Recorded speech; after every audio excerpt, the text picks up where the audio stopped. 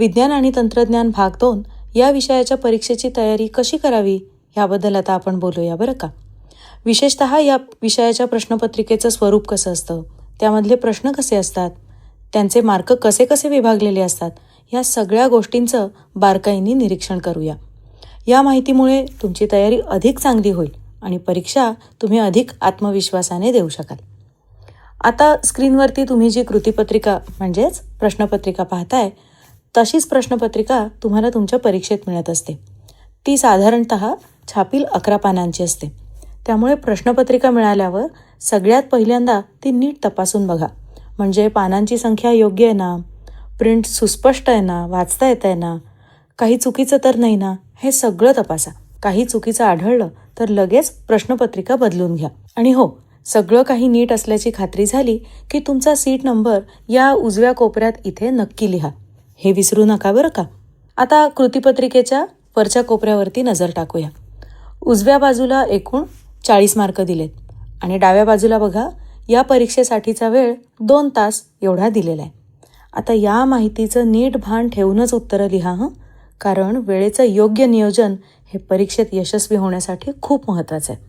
आता या कृतीपत्रिकेतल्या सूचनांकडे आपण बघूया. तुम्हाला तुमच्या परीक्षेत चांगले मार्क मिळवायचे असतील तर या सूचनांचं पालन करणं खूप महत्त्वाचं आहे. मग चला एक एक सूचना आपण समजून घेऊया. पहिली सूचना काय आहे? सगळे प्रश्न सोडवणं अनिवार्य आहे.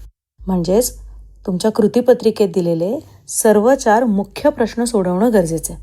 हां, या काही प्रश्नांमध्ये उपप्रश्नसुद्धा असतील. जसं की प्रश्न क्रमांक 3 मध्ये 8 उपप्रश्न दिलेत आणि त्यातले कोणतेही 5च सोडवणं अपेक्षित आहे. लक्षात आलं ना? म्हणूनच प्रत्येक प्रश्न हा नीट समजून घ्या आणि त्यानुसार योग्य निर्णय घ्या. आता बघूया सूचना क्रमांक 2. प्रत्येक प्रश्नाच्या उजवीकडे दिलेले अंक हे त्या प्रश्नाचे पूर्ण मार्क दाखवतात. आता हे आपल्याला माहितीच आहे. तर हे मार्क लक्षात ठेवूनच हे प्रश्न सोडवायचे. म्हणजेच उत्तरं लिहिताना अनावश्यक लांबी न वाढवता मुद्देसूद आणि अचूक उत्तरं लिहा. नेमकं काय विचारलंय त्यावर केंद्रित राहूनच उत्तरं द्या. ठीक आहे. आता बघूया सूचना क्रमांक 3. बहुपर्यायी प्रश्नांची उत्तरं देताना दिलेल्या पर्यायांमधून फक्त एकच उत्तर निवडा. एकदा का तुम्ही पर्याय निवडलात तर तोच ग्राह्य धरला जाईल. लक्षात आलं ना की ह्यामुळे जेव्हा तुम्ही एखादा पर्याय निवडाल तो एकदा तुमचा नक्की ठरला की मगच तो उत्तरपत्रिकेत लिहा. काळजीपूर्वक निवड करा. आता बघूया सूचना क्रमांक 4. काही प्रश्नांमध्ये तुम्हाला शास्त्रीय किंवा तांत्रिक आकृत्या काढण्याची आवश्यकता असेल. या आकृत्या सुबक आणि स्पष्ट असाव्यात कारण यावरती तुम्हाला मार्क दिले जातात. त्यामुळे आकृती काढताना त्याच्या बारकाव्यांची विशेष काळजी घ्या. सूचना क्रमांक 5 काय सांगते? आता हे तर आपल्याला माहितीच आहे की प्रत्येक मुख्य प्रश्न हा स्वतंत्र नवीन पानावर लिहा. त्यामुळे तुमची उत्तरपत्रिका एकदम व्यवस्थित आणि परीक्षकाला तपासण्यासाठी सोपी होते.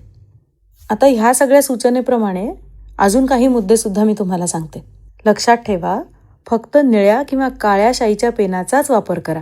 आकृत्या, नकाशे किंवा आलेखांसाठी पेन्सिल वापरा. प्रश्न काळजीपूर्वक वाचा आणि त्याचा अर्थ समजून घेतल्यानंतरच उत्तरपत्रिकेमध्ये उत्तर लिहा.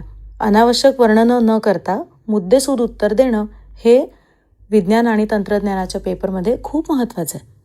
प्रत्येक प्रश्नाचं उत्तर ठरलेल्या क्रमाने आणि एकाच जागी स्पष्टपणे लिहा. खाडाखोड शक्यतो करू नका. 2 तासांच्या वेळेचं नीट नियोजन करून वापरा. कोणत्या प्रश्नाला किती वेळ द्यायचा हे आधीच ठरवून घ्या, ज्यामुळे तुम्ही सगळे प्रश्न वेळेत पूर्ण करू शकाल. शेवटच्या काही मिनिटांमध्ये उत्तरपत्रिकेची तपासणी करा आणि जर काही चुका असतील तर त्या सुधारण्याचा प्रयत्न करा. ज्या आकृत्या काढाल त्या छान सुबक आणि स्पष्ट काढा आणि त्या योग्य जागी काढा. म्हणजे उत्तराच्या बरोबरीने जर आकृती असेल तर ती उत्तराचाच भाग वाटली पाहिजे. ती उत्तराच्या खूप वर किंवा खूप खाली काढू नका. लक्षात घ्या, मुख्य मुद्दे बुलेट पॉईंट्समध्ये लिहा आणि अंडरलाईन करा. म्हणजेच अधोरेखित करा, जेणेकरून हे मुद्दे परीक्षकाला सहजपणे दिसतील. आणि तुमच्या उत्तरांमध्ये नेहमीच शास्त्रीय संज्ञांचा वापर करा. म्हणजेच सायंटिफिक टर्म्स. त्यामुळे तुमची उत्तरं ही अधिक विश्वासार्ह आणि परीक्षकाच्या दृष्टीने योग्य ठरतात. या सगळ्या सूचनांचं जर तुम्ही पालन केलं त्या नीट समजून घेतल्या तर परीक्षेतलं तुमचं यश नक्की आहे. प्रत्येक प्रश्नाचं उत्तर नीट विचारपूर्वक आणि संयमाने द्या. तुमच्या मेहनतीचं फळ तुम्हाला निश्चित मिळेल आणि तुम्ही स्वतः अत्यंत आत्मविश्वासाने ह्या प्रश्नपत्रिकेतले प्रश्न सोडवायला तयार व्हाल. तर तुमच्या ह्या प्रयत्नांसाठी आणि मिळणाऱ्या यशासाठी खूप खूप शुभेच्छा. चला तर मग आता आपण प्रश्नांकडे वळूया.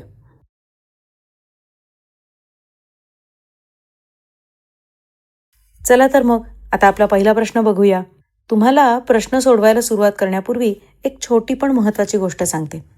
प्रश्न नीट वाचणं आणि समजून घेणं हे नेहमीच तुमच्या फायद्याचं असतं. मग चला बरं बघूया काय आहे पहिला प्रश्न.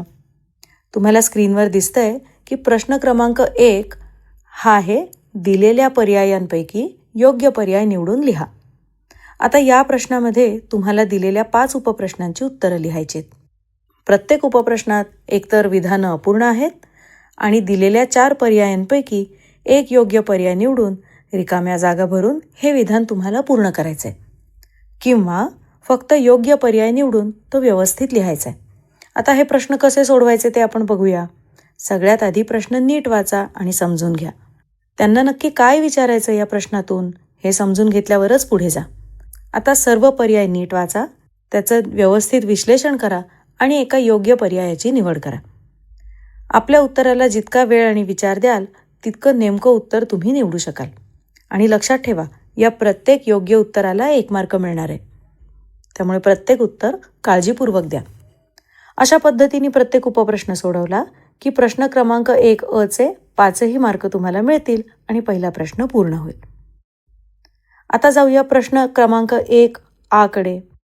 या प्रश्नामध्ये 5 उपप्रश्न आहेत आणि पुन्हा प्रत्येक उपप्रश्नासाठी तुम्हाला 1 मार्क मिळू शकतो.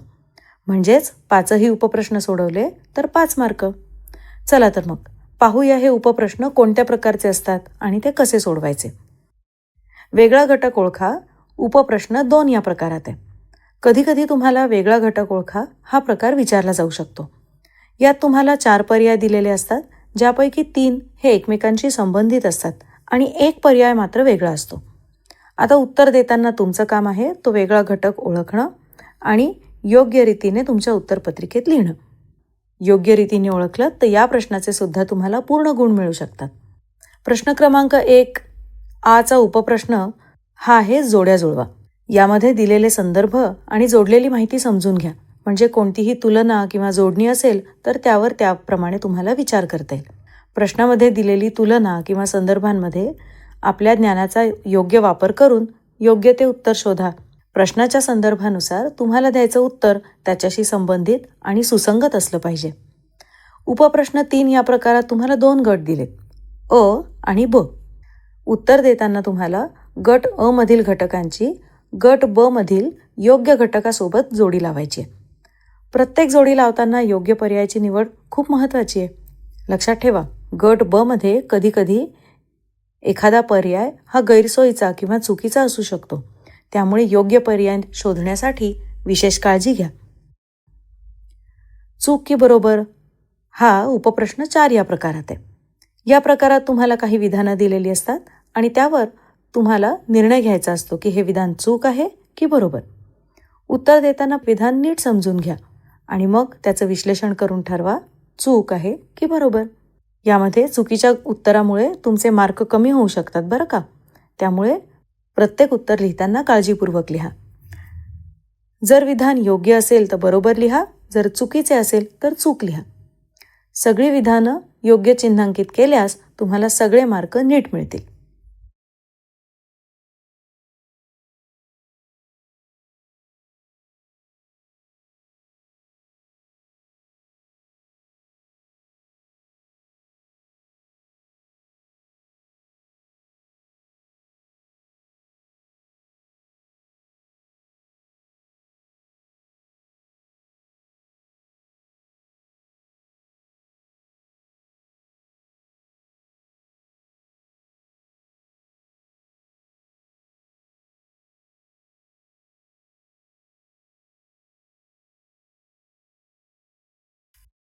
या प्रश्नामध्ये तुमच्यासाठी 3 उपप्रश्न आहेत.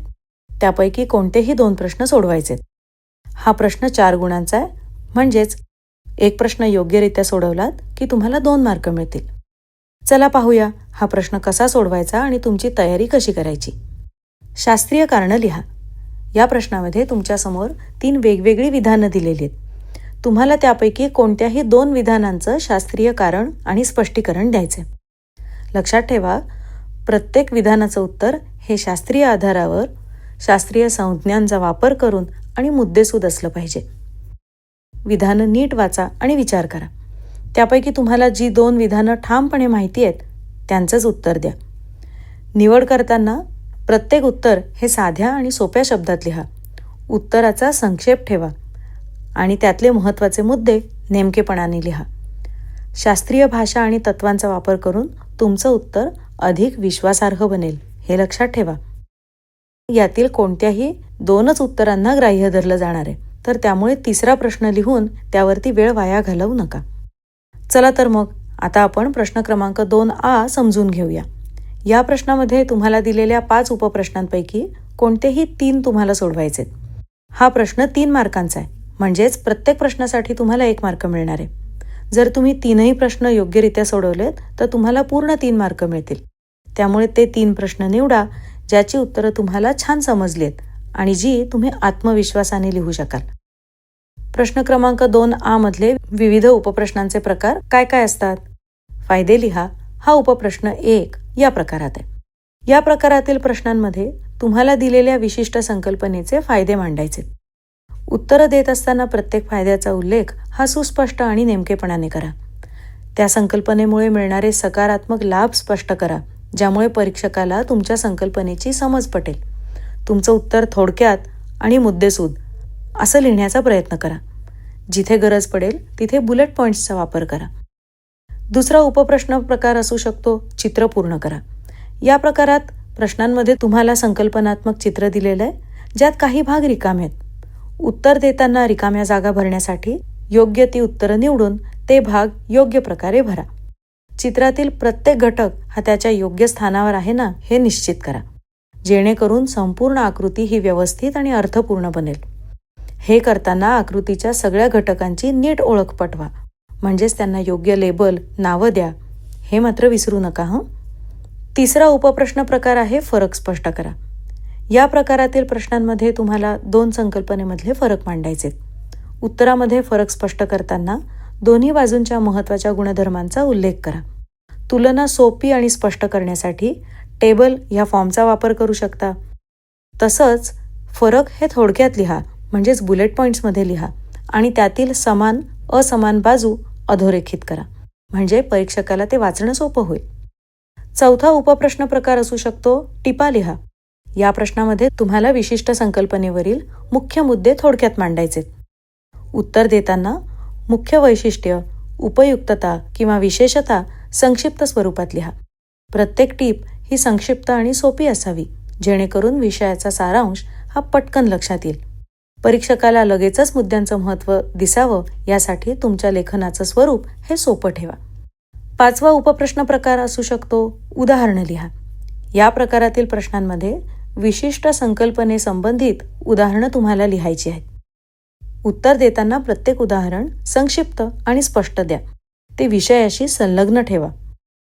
उदाहरणांचं वर्णन हे एका वाक्यात किंवा थोडक्यात सविस्तर दिलेल्या संकल्पनेनुसार असावं, ज्यामुळे परीक्षकाला विषयाच्या उपयुक्ततेची कल्पना येईल.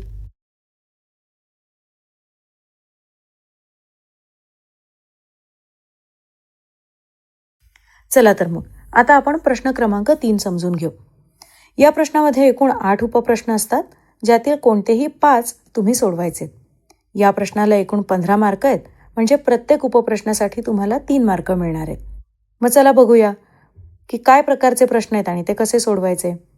पहिला उपप्रश्न प्रकार असू शकतो वर्गीकरण किंवा जुळवण्याचे प्रश्न. या प्रकारात तुम्हाला दिलेल्या घटकांचं वर्गीकरण करणं किंवा योग्य पर्यायांमध्ये त्यांना जुळवणं अपेक्षित आहे. उत्तरं देताना तक्त्यामधील योग्य पर्याय भरा किंवा घटकांचं योग्य प्रकारे वर्गीकरण करा. यासाठी लक्षात ठेवा, सगळ्या घटकांची तुम्हाला चांगली समज असली पाहिजे आणि प्रत्येक घटक हा तुम्ही योग्य ठिकाणी ठेवणं आवश्यक आहे. छोट्या छोट्या चुका टाळा आणि प्रत्येक पर्याय काळजीपूर्वक वाचा. संक्षिप्त व्याख्या किंवा संकल्पनात्मक स्पष्टीकरण हा उपप्रश्न 2 या प्रकारात येतो. या प्रश्नामध्ये तुम्हाला विशिष्ट संकल्पना किंवा शब्दांचं संक्षिप्त स्पष्टीकरण द्यायचंय. उत्तर देताना ते थोडक्यात आणि मुद्देसूद लिहा. व्याख्या नेमकी करा आणि मुख्य कल्पना स्पष्ट करा.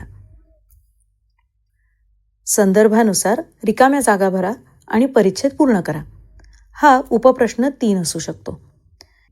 या प्रकारात दिलेल्या वाक्यांमधील योग्य शब्द किंवा संज्ञा भरायची आहे. उत्तर देताना वाक्याचा संदर्भ समजून घ्या आणि मग त्यात योग्य तो शब्द भरा. अचूक आणि संबंधित शब्द वापरले की तुमचं उत्तर अधिक सुस्पष्ट होईल. आकृती बघून प्रक्रिया स्पष्ट करा हा उपप्रश्न 4 ह्या प्रकारात येऊ शकतो.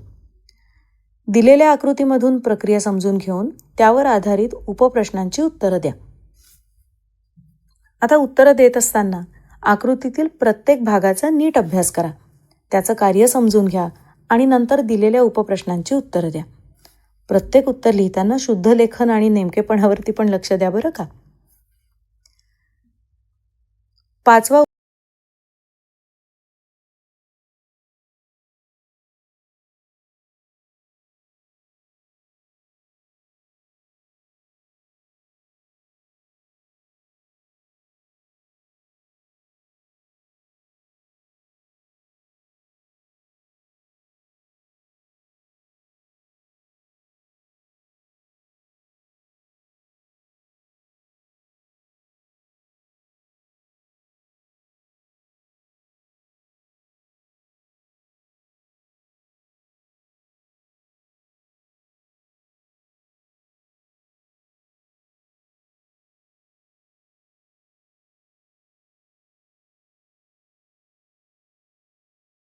चला तर मग आता चुका टाळा. दिलेल्या वाक्यात शब्द वापरले की तुमचं उत्तर अधिक सुस्पष्ट होईल. आकृती बघून प्रक्रिया स्पष्ट करा हा उपप्रश्न 4 ह्या प्रकारात येऊ शकतो. दिलेल्या आकृतीमधून प्रक्रिया समजून घेऊन त्यावर आधारित उपप्रश्नांची उत्तरं द्या. आता उत्तरं देत असताना आकृतीतील प्रत्येक भागाचा नीट अभ्यास करा. त्याचं कार्य समजून घ्या आणि नंतर दिलेल्या उपप्रश्नांची उत्तरं द्या. प्रत्येक उत्तर लिहिताना शुद्ध लेखन आणि नेमकेपणावरती पण लक्ष द्या बरं का. 5वा उपप्रश्न प्रकार असू शकतो व्यावहारिक किंवा प्रत्यक्ष जीवनातील अनुप्रयोग. अशा प्रकारच्या प्रश्नांमध्ये संकल्पनांचं प्रत्यक्ष जीवनात कसे उपयोग होऊ शकतात हे विचारलं जातं. त्यामुळे उत्तरं देताना संकल्पनेचा उपयोग नक्की कसा होऊ शकतो हे स्पष्ट करा. शक्य असेल तिथे उदाहरणासहित उत्तर द्या, ज्यामुळे उत्तर हे अधिक प्रभावी बनतं. 6वा उपप्रश्न प्रकार असू शकतो फायदे, तोटे किंवा सावधगिरीचे उपाय. काही प्रश्नांमध्ये दिलेल्या घटकांचे लाभ, तोटे किंवा आवश्यक सावधगिरी कशी बाळगावी याविषयी विचारलं जातं. उत्तरं देताना प्रत्येक मुद्दा हा थोडक्यात आणि स्पष्ट लिहा. बुलेट पॉईंट्सचा वापर करून उत्तर व्यवस्थित लिहा, ज्यामुळे ते वाचायला सोपं जाईल. 7वा उपप्रश्न प्रकार असू शकतो संक्षिप्त विश्लेषण किंवा मतप्रदर्शन. या प्रश्नामध्ये तुम्हाला एखाद्या परिस्थितीचं विश्लेषण करणं किंवा त्यावर तुमचं मत प्रदर्शन करायचं आहे. उत्तर देताना तुमचं मत तार्किक आणि आधारयुक्त असलं पाहिजे. उत्तर संतुलित आणि समर्थनासहित लिहा बरं का. आता उपप्रश्न 8 काय आहे तर संपूर्ण संकल्पना आणि उदाहरणं. या प्रश्नांमध्ये तुम्ही संकल्पना स्पष्ट करायची आहे आणि त्यासोबत उदाहरणंसुद्धा द्यायची आहेत. उत्तर देताना संकल्पनेची व्याख्या ही स्पष्ट आणि मुद्देसूद ठेवा, संक्षिप्त ठेवा आणि त्याचबरोबरीने त्याच्याशी संबंधित उदाहरणंसुद्धा लिहा. ठीक आहे ना.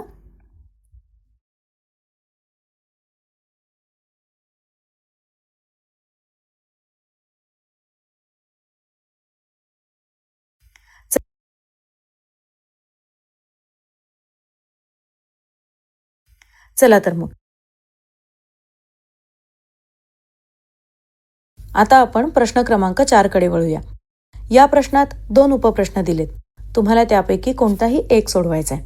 हा प्रश्न 5 मार्कांचा आहे. म्हणजे जर तुम्ही योग्यरित्या कोणताही एक उपप्रश्न सोडवलात तर त्याचे तुम्हाला व्यवस्थित 5 मार्क मिळतील.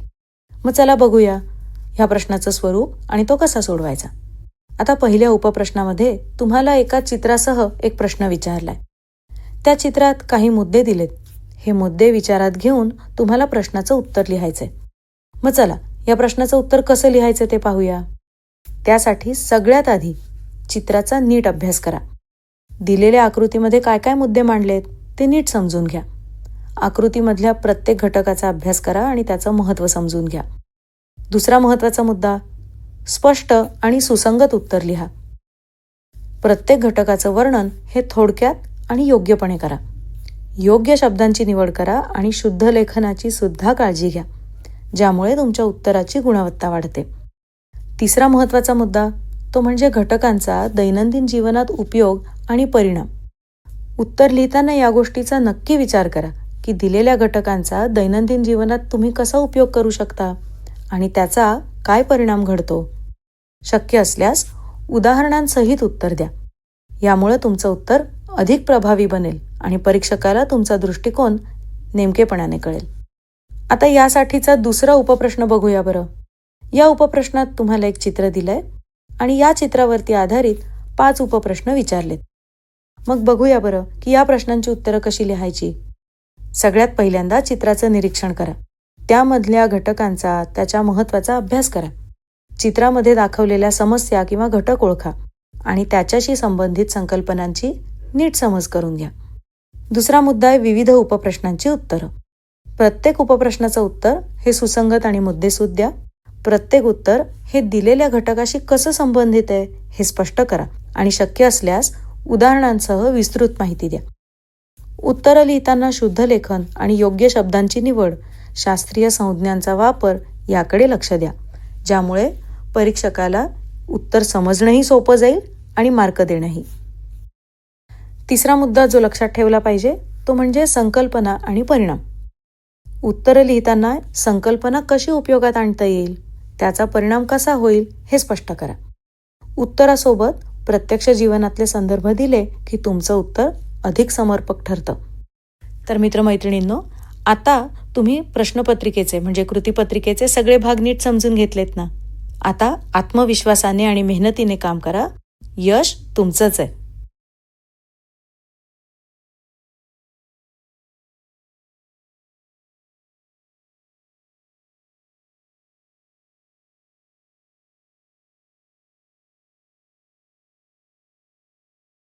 आता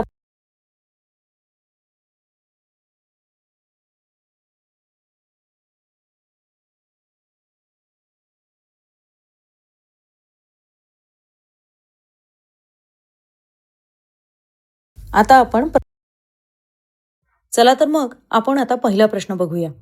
इथे काय प्रश्न आहे तर दिलेल्या पर्यायांपैकी योग्य पर्याय निवडा. आता या प्रश्नामध्ये तुम्हाला 5 उपप्रश्न दिलेले आहेत. मग या 5 उपप्रश्नांसाठी प्रत्येकी 4 पर्याय दिलेत. सर्वप्रथम दिलेले 5ही उपप्रश्न व्यवस्थित वाचून घ्या, जेणेकरून दिलेल्या 5 प्रश्नांच्या प्रत्येकी 4 पर्यायांपैकी कोणता एक पर्याय हे तुमचं योग्य उत्तर आहे याचा तुम्हाला अंदाज येईल. आता हे असं का करायचं तर लक्षात घ्या, हा बहुपर्यायी प्रश्न आहे. म्हणजेच या प्रश्नाचं पहिल्या अटेम्प्टमधलं जे उत्तर तुम्ही लिहाल तेच इथे ग्राह्य धरलं जाणार आहे आणि त्यामुळे ही काळजी घ्यायची. आता तुम्हाला स्क्रीनवर दिसेल की हा प्रश्न इथे कसा सोडवला आहे तर त्याचे योग्य पर्याय हे त्या प्रश्नाच्या क्रमांकापुढे लिहिलेले आहेत. अशा पद्धतीने तुम्ही जर हा प्रश्न सोडवलात तर याचे तुम्हाला नक्कीच 5 मार्क मिळतील. आता पुढचा प्रश्न 1A मधला पहिला उपप्रश्न, खालील प्रश्न सोडवा असा आहे. आता हा प्रश्न एका साखळीच्या प्रश्नाच्या स्वरूपात आहे, ज्यामध्ये तुम्हाला ती साखळी योग्य शब्दाचा वापर करून पूर्ण करायची आहे. आता स्क्रीनवर तुम्हाला दिसेल की साखळी योग्य शब्दाचा वापर करून पूर्ण तर केलीच आहे. अशाच पद्धतीने तुम्ही जर का उत्तर लिहिलं तर या ठिकाणी तुम्हाला 1 मार्क मिळू शकतो. चला तर मग आता पुढचा प्रश्न बघूया. 1A मधला दुसरा उपप्रश्न तो आहे वेगळा घटक ओळखा. आता नीट लक्षात घ्या ह्या प्रश्नाचा अर्थ नीट समजून घ्या. वेगळा घटक ओळखा याचा अर्थ काय तर दिलेल्या पर्यायांपैकी एक पर्याय असा आहे जो इतरांपेक्षा वेगळा आहे. म्हणजेच दिलेल्या 4 पर्यायांपैकी फक्त 3च शब्द या वाक्याशी निगडीत असतील आणि जो शब्द निगडीत नाहीये तो या 4 शब्दांमधून वेगळा निवडून बाजूला काढायचा. आता स्क्रीनवर तुम्हाला इथे दिसतंय की बघा हा प्रश्न कसा सोडवला आहे. अशाच पद्धतीने जर का तुम्ही योग्य उत्तर निवडून हा प्रश्न सोडवलात तर या प्रश्नाचे तुम्हाला पूर्ण मार्क मिळतील. आता पुढचा प्रश्न बघूया. 1A मधला तिसरा उपप्रश्न, जोड्या जुळवा. या प्रश्नामध्ये बघा तुम्हाला 2 गट दिलेले आहेत, गट अ आणि ब. अ गटात तुमचे प्रश्न आहेत तर ब गटात पर्याय आहेत. आता तुम्हाला अ गटासमोर ब गटातील योग्य पर्याय लिहायचा आहे.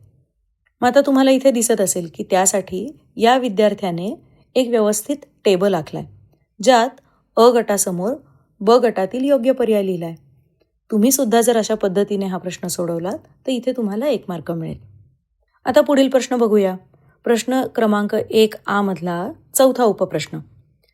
या प्रश्नामध्ये चूक की बरोबर हे ओळखायचे. मग इथे काय आहे तर तुम्हाला विधानं दिलेली आहेत आणि ती चूक आहेत की बरोबर हे तुम्हाला ओळखायचं आहे.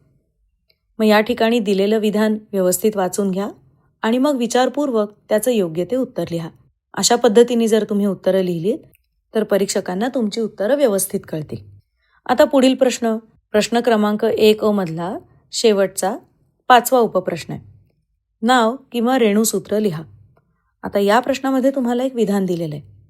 बघा या ठिकाणी या विधानाचं उत्तर तुम्ही एका शब्दात पूर्ण करायचं आहे.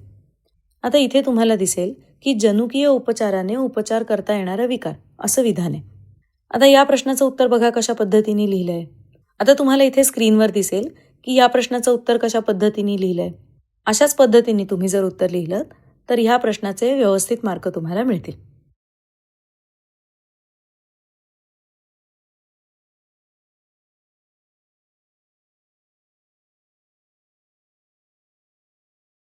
तर प्रश्न क्रमांक 2 काय आहे? शास्त्रीय कारणं लिहा. या प्रश्नामध्ये तुम्हाला 3 विधानं दिलेली आहेत. त्यापैकी तुम्हाला कोणत्याही 2 विधानांची शास्त्रीय कारणं लिहायची आहेत. आता सगळ्यात आधी तुम्ही हे तिन्ही प्रश्न वाचा आणि विचार करा की कोणत्या 2 शास्त्रीय कारणांवरती योग्य ते उत्तर अथवा योग्य ते स्पष्टीकरण तुम्हाला देता येणार आहे. आणि मग आता हे उत्तर कशा प्रकारे लिहिलं पाहिजे तर बघा तुम्ही जे उत्तर लिहिणार आहात त्याची मांडणी ही साध्या आणि सोप्या शब्दात करा. शास्त्रीय शब्द लिहायला विसरू नका आणि तुमचं उत्तर हे मुद्देसूद ठेवा ज्यामुळे त्यातला नेमकेपणा हा परीक्षकांना कळेल.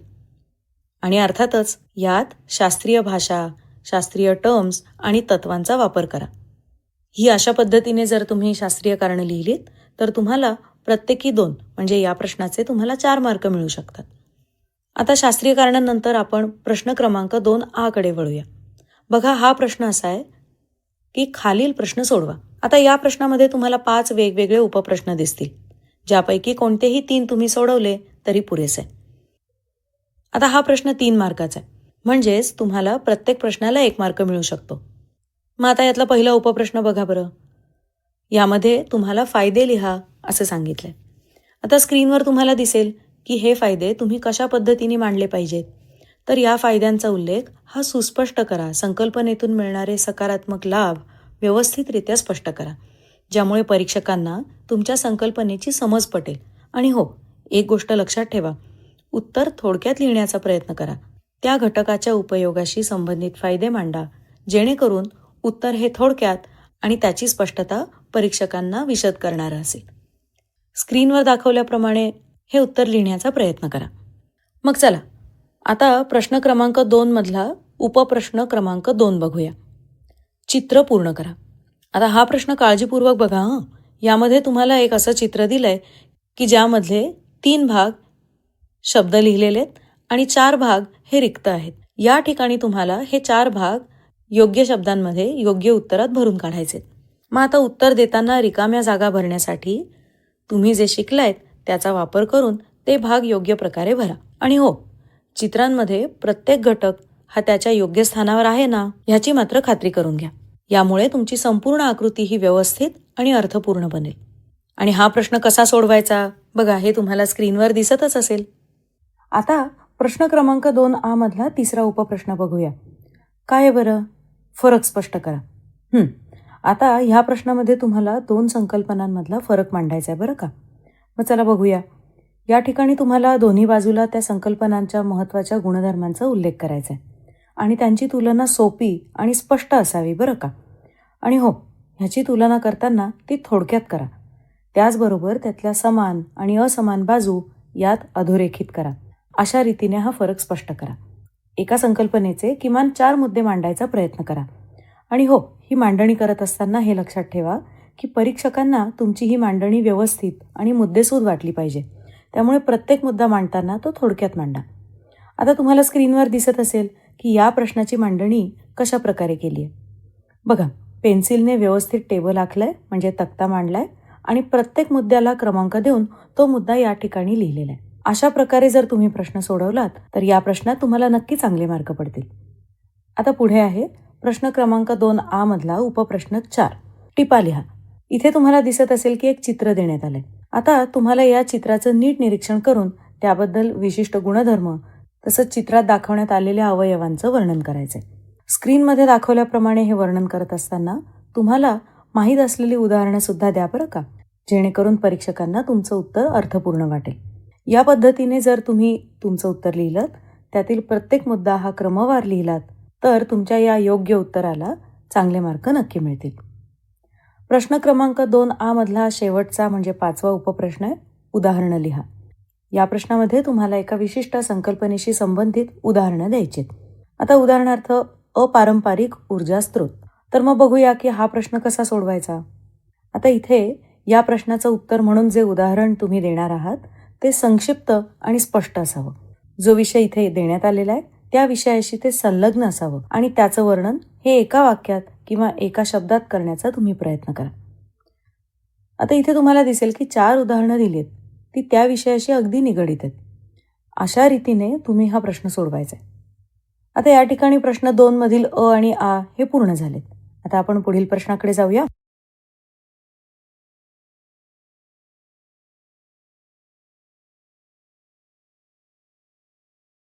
मग आता प्रश्न क्रमांक 3 मध्ये बघूया बरं. या प्रश्नांमध्ये 8 उपप्रश्न आहेत आणि तुम्हाला त्यापैकी कोणतेही 5 सोडवायचे. मग आता पहिला उपप्रश्न बघूया. तो असा आहे की तुम्हाला प्रजनन अवयव अर्थात स्त्री प्रजनन संस्था आणि पुरुष प्रजनन संस्था यांचं वर्गीकरण करायचंय. वर्गीकरणासाठी लागणारे घटक तुम्हाला इथे दिलेले आहेत. मग स्क्रीनवर तुम्हाला इथे दिसेल की कसं व्यवस्थित एका टेबल स्वरूपात म्हणजे तक्त्याच्या स्वरूपात याचं वर्गीकरण केलंय.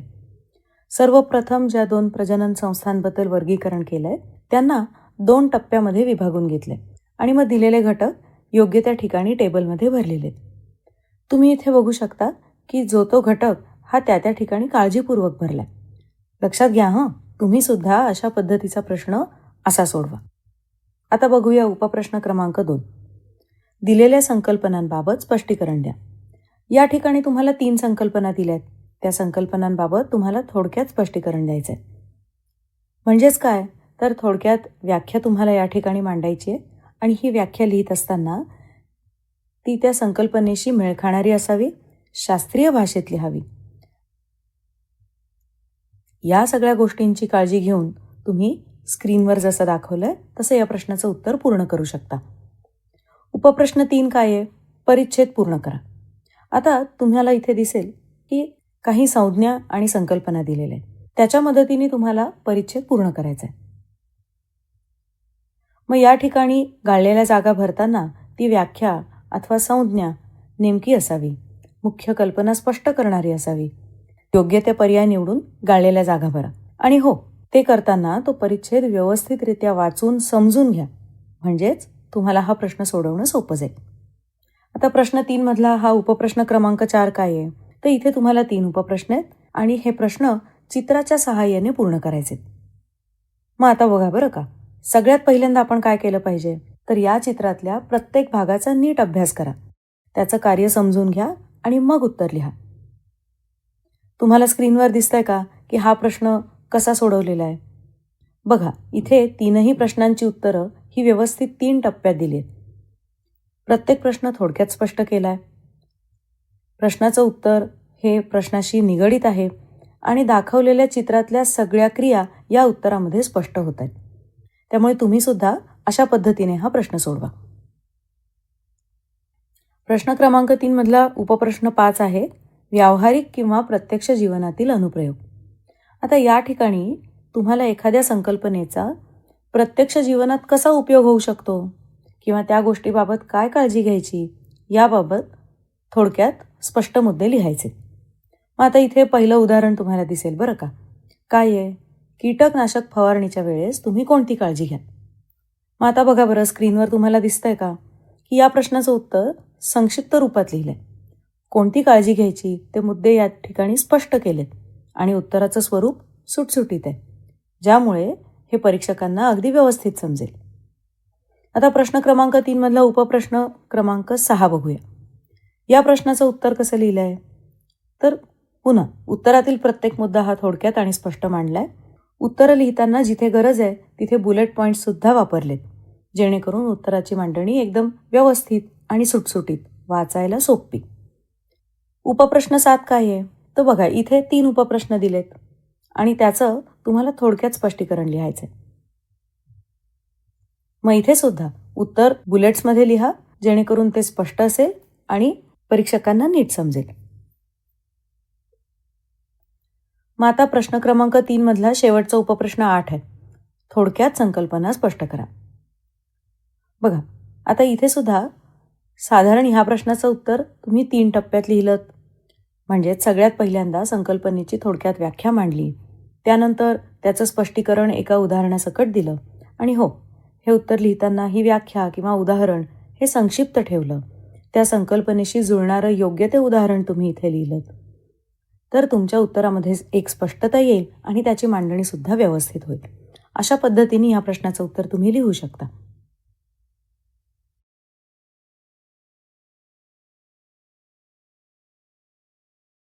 आता आपण वळूया मुख्य प्रश्न क्रमांक 4. या प्रश्नामध्ये तुम्हाला 2 उपप्रश्न आहेत आणि त्यापैकी कोणताही एक उपप्रश्न तुम्ही सोडवायचा आहे. लक्षात घ्या हा प्रत्येक उपप्रश्न 5 मार्कांचा आहे.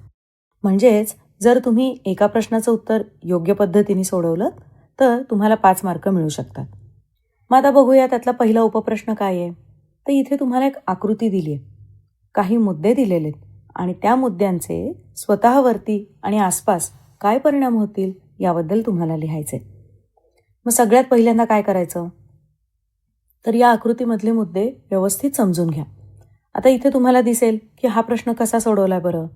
तर पुन्हा इथे सुद्धा गरजेप्रमाणे उत्तराची मांडणी ही एका तक्त्याच्या स्वरूपात केली आहे, ज्यामुळे हे उत्तर अतिशय सुसंगत आणि नीट मांडलं गेलं आहे.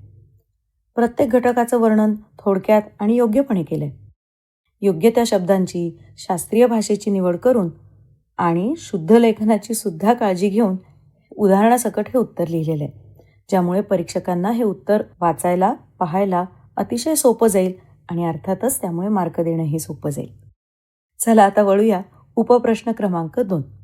काय आहे बरं हा प्रश्न? आकृतीचं निरीक्षण करा आणि विचारलेल्या प्रश्नांची उत्तरं लिहा. मग आता इथे तुम्हाला दिसतंय का की या प्रश्नामध्ये जे चित्र दिलंय त्याचबरोबर ह्या चित्रावर आधारित 5 उपप्रश्न विचारलेत. बघा, आता मग त्याप्रमाणे उत्तरपत्रिकेत ह्या प्रश्नांची उत्तरं अगदी थोडक्यात आणि क्रमवार लिहिलेली आहेत. तुम्ही सुद्धा अशाच प्रकारे जर उत्तरं लिहिलीत तर तुम्हाला हा पेपर सोडवणं अतिशय सोपं जाईल.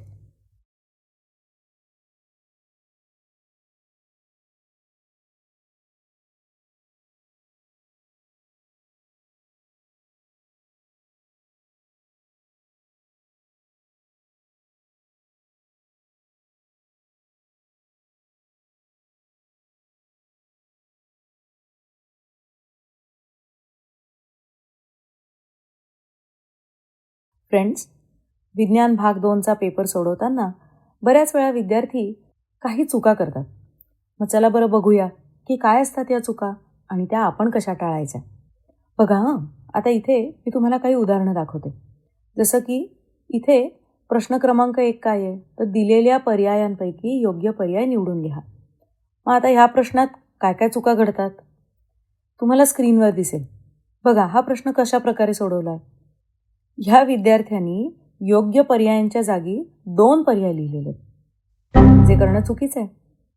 तुम्ही ह्या एका पर्यायाच्या जागी एकच पर्याय लिहिणं योग्य आहे. तिथे 2 पर्याय लिहिणं टाळा.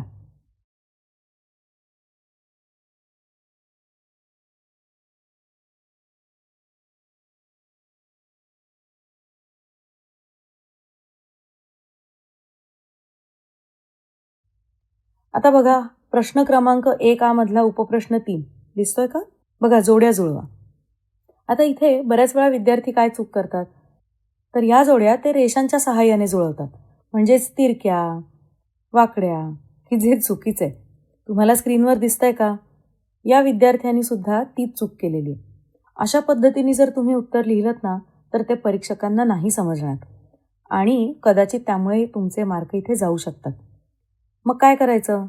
तर योग्य ते उत्तर व्यवस्थित अ गट आणि ब गट या 2 विभागात विभागून शिसपेन्सिलनी तक्ता आखून त्याच्यामध्ये लिहायचं, जेणेकरून परीक्षकांना तुमचं उत्तर अगदी व्यवस्थित दिसेल आणि ह्याचे मार्कसुद्धा तुम्हाला छान मिळू शकतील.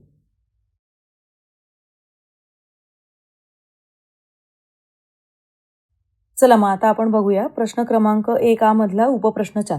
हां, चूक की बरोबर असं सांगायचं आहे. आता बघा हां, चूक की बरोबर हे लिहित असताना बऱ्याच ठिकाणी विद्यार्थी ह्या बरोबर किंवा चूक अशा चिन्हाचा वापर करतात. आता तुम्हाला लक्षात येईल की इथे सुद्धा या विद्यार्थिनींनी तसंच केलं. सगळ्यात महत्त्वाचं, आता अशा ठिकाणी अशी चिन्ह वापरू नयेत. कारण या प्रश्नामध्ये तुम्हाला स्पष्ट सांगितलंय की विधान चूक की बरोबर ते लिहा. ह्याचाच अर्थ कुठल्याही चिन्हाचा वापर न करता चूक किंवा बरोबर हे 2 शब्द तिथे वापरा, ज्यामुळे तुमचं उत्तर योग्य पद्धतीने नोंदवलं जाईल.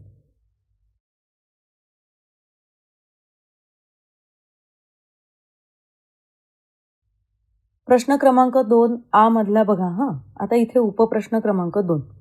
काय आहे? संकल्पना चित्र पूर्ण करा. बघा, या प्रश्नात विद्यार्थी काय चूक करतात? इथे तुम्हाला दिसतंय का? या विद्यार्थ्यांनी संकल्पना चित्र पूर्ण करताना किंवा टेबल आखताना पेनाचा वापर केलाय. लक्षात घ्या, विज्ञान भाग 2 मध्ये कुठल्याही प्रकारची आकृती काढताना पेन्सिलचा वापर केला पाहिजे, पेनाचा नाही. आणि त्यामुळे या उत्तरामध्ये तुम्ही सुद्धा मुद्दे लिहिताना पेनाचा वापर करायचा आहे, पण चित्र किंवा तक्ता आखताना पेन्सिलचाच वापर करा.